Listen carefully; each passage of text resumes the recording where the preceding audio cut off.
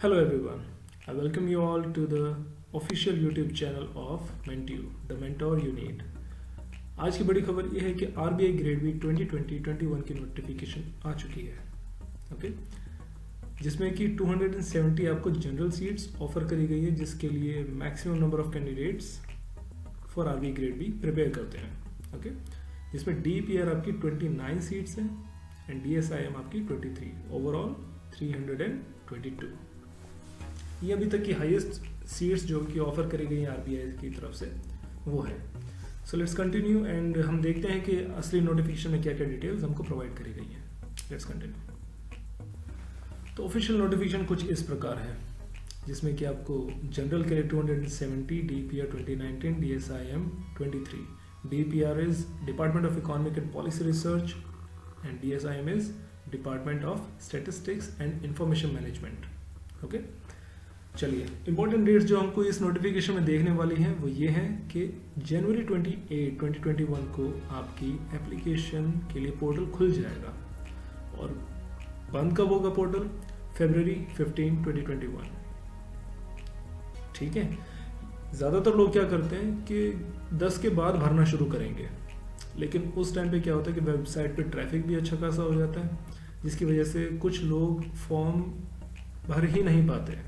तो आप ऐसी गलती मत करिए, जनवरी 28 को ही आप फॉर्म फिल करना स्टार्ट कर दीजिए, ठीक है, क्योंकि एक बड़ा फॉर्म होता है, उसके अंदर आपको क्या होता है 2-3 पेजेस होते हैं जिनको आपको फॉर्म फिल करना होता है एक्चुअली, ठीक है। किसी में आपका थंब प्रिंट जाएगा, किसी में आपके डॉक्यूमेंट्स की डिटेल जाएंगी, डिग्री की डिटेल जाएंगी, ठीक है, कुछ आपकी पर्सनल इन्फॉर्मेशन आपकी आइडेंटिटी से रिलेटेड होंगे, ठीक है।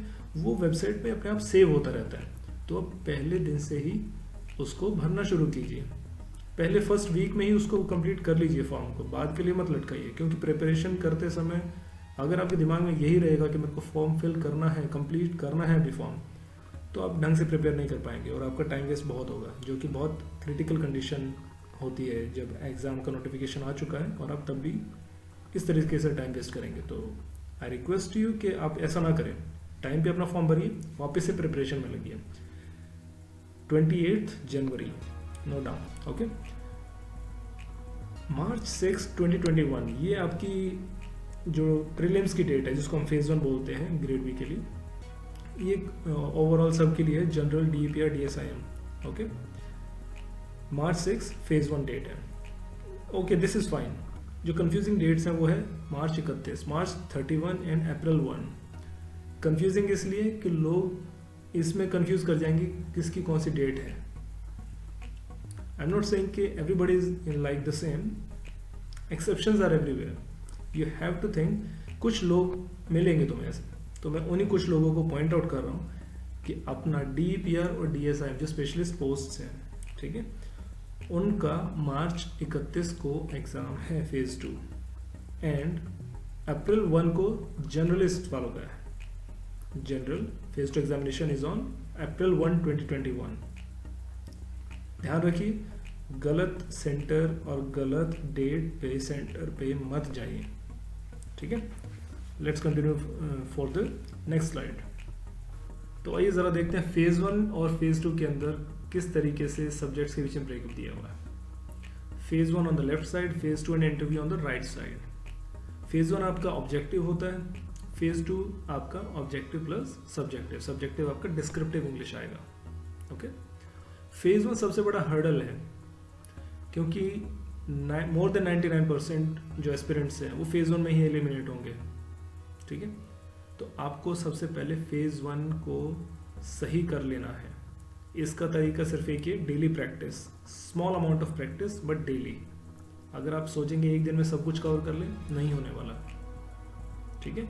4 सब्जेक्ट्स हैं आपके, quant 30 marks, reasoning 60 marks, GA 80 marks, English 30 marks, overall 200। 200 में से हमको 60 और 80 इनकी तरफ बहुत ज़्यादा ध्यान दे रहा है। क्यों? क्योंकि इसमें से 25 का तो रीजनिंग आपका अटेम्प्टेबल आएगा, बाकी बात बचती है आपकी और 15 नंबर में, ठीक है। उस 15 नंबर में से आप अगर 12 नंबर और ले आते हैं, ठीक है, 37 हो जाएगा आपका ओवरऑल। बाकी आप GA के अंदर 65 प्लस ले आइए, 60 प्लस एक एवरेज स्कोर रहता है जीए के अंदर, जो कि आपके जितने भी एस्पिरेंट्स रहते हैं, तो मोर देन एवरेज सबके अंदर भी ले आते हैं अगर आप, तो आपका फेज़ 1 क्लियर हो जाएगा बड़ी आराम से। क्वांट थोड़ा सा डिफिकल्ट रहता है, इंजीनियर्स के लिए थोड़ा कम डिफिकल्ट रहता है, उनका एनालिटिकल स्किल यहाँ पे अच्छा रहता है, लेकिन कुछ इंजीनियर्स महानुभाव होते हैं, उनको तब भी क्वांट नहीं आता। चलिए कोई बात नहीं, उसको हम रहने देते हैं, लेकिन ज़्यादातर इंजीनियर्स का अच्छा होता है क्वांट, तो मैं इसलिए बोल रहा हूँ कि क्योंकि इंजीनियर इसके अंदर बैठने वाले भी ज़्यादातर इंजीनियर ही मिलेंगे, इंजीनियर IAS की प्रिपरेशन करने वाले, इवन जो most of them are bankers, ठीक है, तो क्वांट अच्छा होता है उनका। क्वांट में आप डिसेंट ले आइए 15 के अराउंड, 12 to 15। रीजनिंग के अंदर आप ला सकते हैं 25, जीए के अंदर आपका 60 प्लस होना चाहिए, इंग्लिश में आपका एटलीस्ट 20 to 25 होना ही चाहिए। इंग्लिश को बहुत ज़्यादा इग्नोर किया जाता है, आप मत करिए। फेज़ 1 आपका यहाँ से डन हो जाएगा, बहुत है, इतना स्कोर बहुत है, इसमें ज़्यादा प्रेशर डालने की ज़रूरत नहीं, क्योंकि क्वालिफाइंग नेचर है, PhD नहीं करनी हमें। नेक्स्ट चीज़ पे आते हैं, जो कि हमारा जब आपका फेज़ 1 क्लियर हो चुका है, फेज़ 2 पे आते हैं। फिर आपका 1 अप्रैल को मैं जनरल पोस्ट की बात करने लगा हूँ यहाँ पे। फेज़ 2 उसमें क्या करना है आपको, 3 सब्जेक्ट्स आएंगे आपके पास, 100, 100, 100, FM, ESI and descriptive English. इसमें एक जनरल रूल लगा लीजिए, 70 का टारगेट सब में लगा दीजिए, तब आपके 210 बनेंगे। लेकिन अगर आपको टॉप 270 के अंदर आना है, you have to work hard on that. आपको FM में एटलीस्ट 75 चाहिए, ESI में 70 से ऊपर चाहिए, 70 प्लस, डिस्क्रिप्टिव इंग्लिश में भी 70 प्लस होना चाहिए आपका, तब जाके आप कहीं फील्ड में बने रहेंगे। क्योंकि 2019 के अंदर जो देखा गया सबको पता है, फिर टेलीग्राम में किस तरीके से बातें चली हैं, सबने ही कन्वर्सेशंस देखी हैं, दूसरे एस्पिरेंट्स का भी रिपोर्ट्स देखी है, ठीक है। तो इंटरव्यू के ऊपर आश्रित मत होइए, अपना फेज़ 2 का स्कोर बुलंद करिए और अपना सिलेक्शन पक्का कीजिए। फेज़ 2 में अच्छे से स्कोर कीजिए। इंटरव्यू में लोगों को जिनको 1 नंबर मिला उनका सिलेक्शन हुआ भी है, जिनको 1 नंबर मिला उनका नहीं भी हुआ है, so it's a bit of dicey situation, don't get into that, okay. तो फेज़ 2 आपका फिर डिसाइडिंग फैक्टर हो जाता है। एक बार प्रीलिम्स क्लियर कर लिया फेज़ 1, फिर तो फेज़ 2 के अंदर आपको थोड़ा स्ट्रेटेजिकली आप खेलेंगे तो भी हो जाएगा। ESI के अंदर आपको स्कीम्स हैं, स्टैटिक पोर्शन आपका 15 नंबर्स के अराउंड आता है, ठीक है। रिपोर्ट्स बहुत ज़्यादा मेजर रोल प्ले करती है, मैं बोलता हूँ, क्योंकि फाइनेंस के अंदर भी आपकी रिपोर्ट्स आ जाती हैं, ओके। और आपका ESI तो आपका भरा हुआ है, स्कीम, करंट मैटर, सब कुछ। डिस्क्रिप्टिव इंग्लिश के अंदर आपको करंट मैटर इसलिए हेल्प करता है कि आप किसी भी एब्स्ट्रैक्ट टॉपिक को इंफॉर्मेटिव बना सकते हो। 2 तरीके के एसेज होते हैं, एब्स्ट्रैक्ट एंड इंफॉर्मेटिव। एब्स्ट्रैक्ट में आप अपनी इमेजिनेशन यूज़ करते रहते हैं, ठीक है, जो कि टाइम कंज्यूमिंग होती है। कब? जब आप एग्जीक्यूशन कर रहे हैं। एग्जीक्यूशन कहाँ पे करते हैं? आप एग्जाम में करते हैं, ठीक है। तो अब आप उस समय पे आप सोच रहे हैं, पहले स्ट्रक्चर सोच रहे हैं, फिर उसके बाद सोच रहे हैं कि मैं ये मैटर ऊपर लिखूं कि नीचे लिखूं, ठीक है। तो ऐसी सिचुएशन में फंसने से बेहतर है कि आप पहले से प्रैक्टिस करें डेली। छोटे छोटे आर्टिकल लिखें, 100 words more than enough daily, लेकिन होना चाहिए प्रैक्टिस आपका, ओके। डिस्क्रिप्टिव इंग्लिश हमारा स्ट्रॉन्ग हो जाएगा। हमको किसकी तरफ देना है? एक प्रेसी की तरफ ध्यान देना है। हमारा एसई भी तैयार हो जाएगा, हमारा आरसी भी तैयार हो जाएगा। मैं आगे आने वाले लेक्चर्स के अंदर डिस्क्रिप्टिव इंग्लिश को और सीरियसली बताऊंगा और किस तरीके से उसको क्रैक करना है, ठीक है। वहाँ पे 70+ मार्क्स आपके आराम से आएंगे, देखिएगा। डिस्क्रिप्टिव इंग्लिश में डॉक्टर डिस्क्रिप्टिव क्लासेस लेंगे ही, और वहाँ पे एक फार्मूला जो इजाद किया हुआ है उन्होंने, उसका यूज़ किया जाएगा, ठीक है। So let's continue towards the turbo test series, complete the dynamic portion.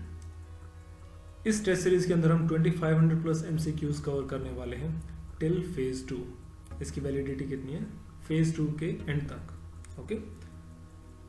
इसमें आपको 10 ESI mock tests, 10 FM mock tests plus turbo MCQ series. Turbo MCQ series अपने आप में ही आपको 250 to 350 पर मंथ MCQs मिलते हैं, जो कि आपके फेज 2 ओरिएंटेड होते हैं, फेज 2 फोकस्ड। ओके उसके अंदर कवर क्या क्या करते हैं, PIB reports, schemes, notifications, management, core finance, core economics, daily newspapers, financial awareness.